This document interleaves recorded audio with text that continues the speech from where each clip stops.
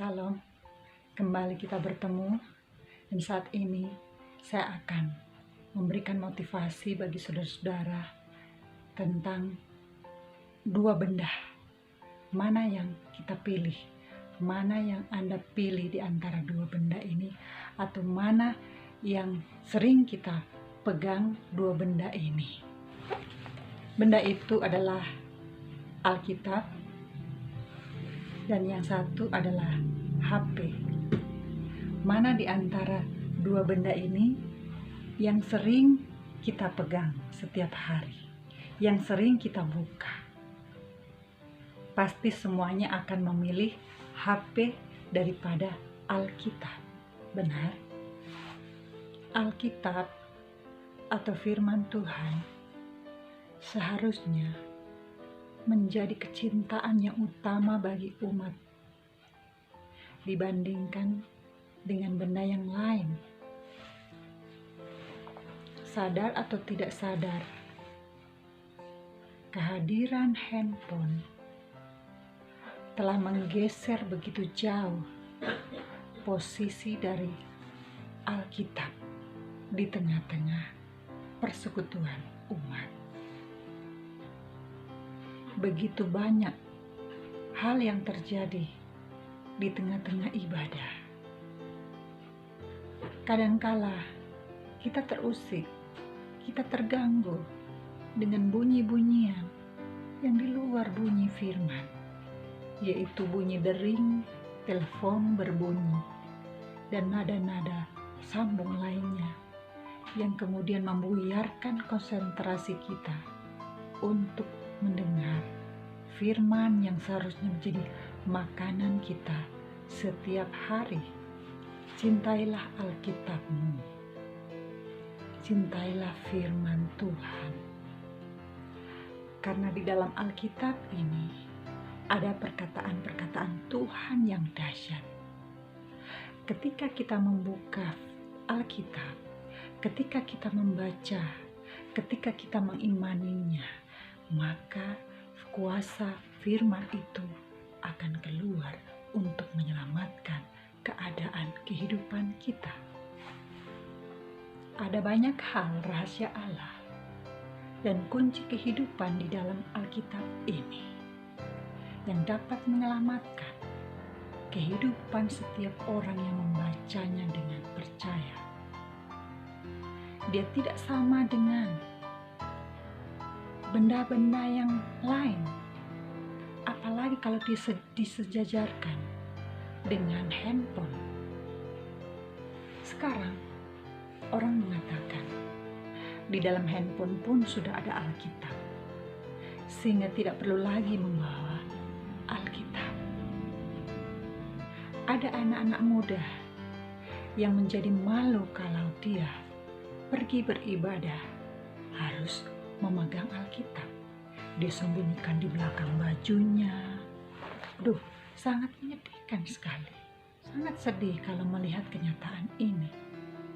Seharusnya saya dan saudara-saudara harus bangga. Kita sudah mengenal kebenaran firman dari perjanjian lama sampai perjanjian baru. Dari kitab Kejadian sampai kitab Wahyu. Di sana tertulis keajaiban-keajaiban Allah di dalam nama Tuhan Yesus Kristus yang membimbing, yang mengarahkan kehidupan umat dalam jalan keselamatan. Bacalah setiap hari. Bacalah dan renungkanlah. Imanilah dan lakukanlah. Bacalah firman setiap hari di dalam Alkitab ini. Berdoalah setiap waktu, maka akan bertumbuhlah iman kita. Kita memiliki kewajiban sebagai orang tua terhadap anak-anak kita, bahkan cucu kita, generasi keturunan kita di bumi, agar supaya mencintai Tuhan Allah, seperti yang tertulis di dalam Ulangan pasal 6 ayat 5.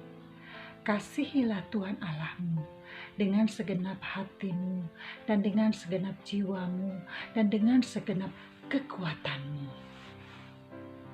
Bagaimana caranya kita mengasihi Tuhan Allah? Yaitu dengan membacanya, merenungkannya, membicarakannya dalam percakapan keluarga, saat duduk bersama, saat berjalan, ataupun saat hendak tidur. Maka akan terjadi pertumbuhan iman yang luar biasa bagi anak cucu kita. Tetapi jikalau kita sebagai orang tua tidak mau memperhatikan perkembangan anak-anak kita sekarang, yang ada di tangan mereka bukanlah Alkitab, tetapi handphone. Begitu banyak kejadian yang sangat menyedihkan. Anak-anak muda kita, bahkan orang tua pun, sampai pagi tidak tertidur, matanya melotot melihat HP atau handphone.